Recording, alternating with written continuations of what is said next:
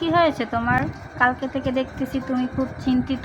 আসলে আমি অনলাইন থেকে একটি প্রোডাক্ট কিনতে যাচ্ছি, কিন্তু কিনতে পারতেছি না। সেলার যে বিক্রি করবে সে অগ্রিম টাকা দাবি করতেছে, কী যে করবো বুঝতেছি না।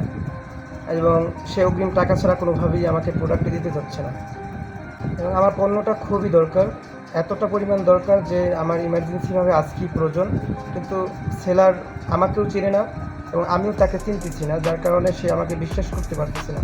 যেহেতু অনলাইনে প্রতারণার যুগ, এর জন্য সে আমি তাকে টাকা পে করতে চাচ্ছি না অগ্রিম, এবং সেও আমাকে অগ্রিম পণ্য দিতে চাচ্ছে না।